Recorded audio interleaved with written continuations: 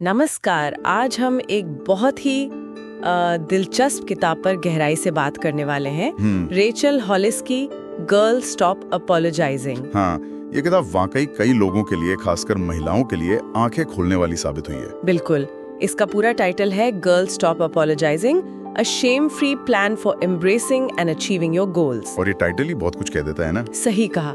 मतलब ये उन सबके लिए है जो सपने तो देखते हैं, बड़े सपने, लेकिन कहीं न कहीं उन सपनों के लिए माफी मांगते फिरते हैं या शायद शर्मिंदगी महसूस करते हैं। हाँ, जैसे कि हम अपनी महत्वाकांक्षाओं के लिए सॉरी फील कर रहे हों। तो आज की हमारी इस चर्चा का मकसद यही है कि हम इस किताब के जो मुख्य संदेश हैं उन्हें समझें, कैसे अपने गोल्स को पूरी तरह अपनाएं बिना किसी झिझक के, और वो जो झूठी धारणाएं हैं जो हमें अक्सर पीछे खींचती हैं, उन्हें कैसे तोड़ा जाए, और सबसे जरूरी अपने सपनों को असलियत बनाने के लिए क्या ठोस कदम उठाए जाए। बिल्कुल।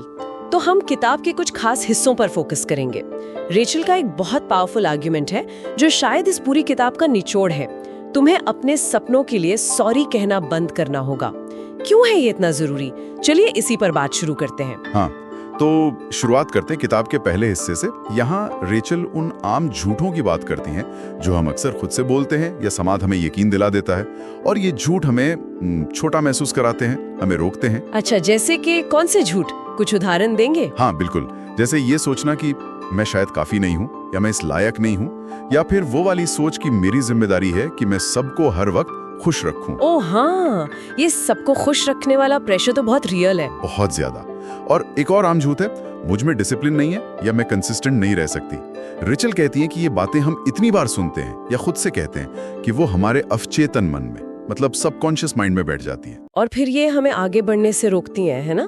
भले ही हमें पता भी ना चले। एग्जैक्टली। जैसा रेचल लिखती हैं, तुम खुद का बेस्ट वर्जन नहीं बन सकते अगर तुम उन झूठों पर यकीन करते रहोगे जो तुम्हें छोटा महसूस कराने के लिए ही डिजाइन किए गए हैं। ये सिर्फ नेगेटिव विचार नहीं है, ये असल में हमारी ग्रोथ के रास्ते में दीवारें बन जाते हैं। ये बात तो सोचने वाली है। मतलब ये जानना कि हम किन झूठों पर यकीन करें, ये पहला कदम हुआ।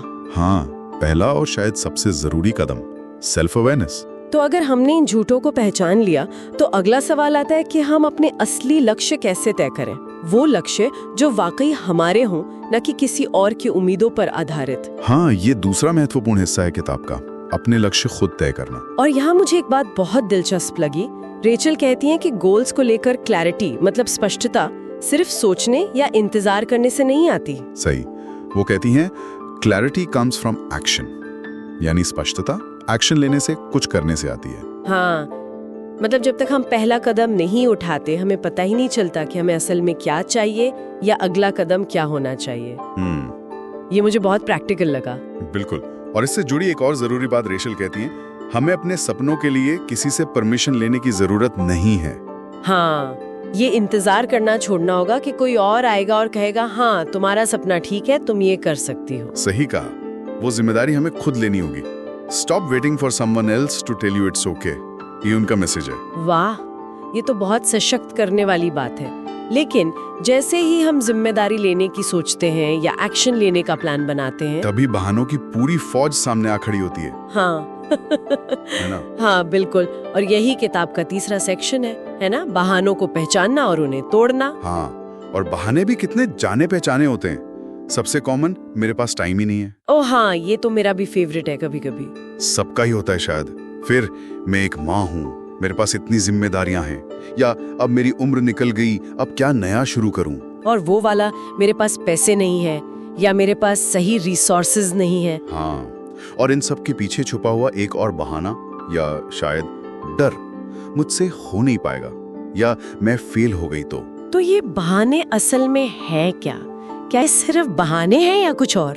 देखिए, अगर हम इसे थोड़ा गहराई से देखें तो ये बहाने असल में उन्हीं झूठों और डरों का एक एक्सटेंशन है जिनके बारे में हमने शुरू में बात की थी।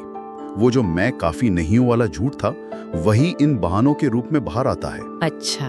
रेचल का एक कोट है इस पे, excuses sound best to the person who is making them. मतलब बहाने बनाने वाले को ही अपने बहाने सबसे अच्छे लगते हैं। वो हमें एक झूठी तसल्ली देते हैं कि हम कोशिश क्यों नहीं कर रहे। ये बात तो चुभने वाली है, पर सच है। तो फिर असली सवाल क्या पूछना चाहिए खुद से? असली सवाल ये है, क्या तुम्हारे सपने तुम्हारे इन बहानों से ज्यादा जरूरी हैं? क्या वो लक्ष्य इतना बड़ा है कि आप इन बहानों को पार करने के लिए तैयार हैं? वाह, ये सवाल तो सोचने पर मजबूर करता है। और अगर इसका जवाब हाँ है कि सपने ज्यादा जरूरी हैं, तो फिर हमें स्किल्स चाहिए होंगी, है ना? क्षमताएं चाहिए होंगी। बिल्कुल। और यही किताब का चौथा हिस्सा आता है, स्किल्स बनाना और आदतों की शक्ति। यहाँ एक बहुत बड़ा मिथ टूटता है। हम अक्सर सोचते हैं कि कॉन्फिडेंस या ऑर्गेनाइज्ड रहना या डिसिप्लिन, ये सब मतलब पर्सनालिटी ट्रेट्स हैं।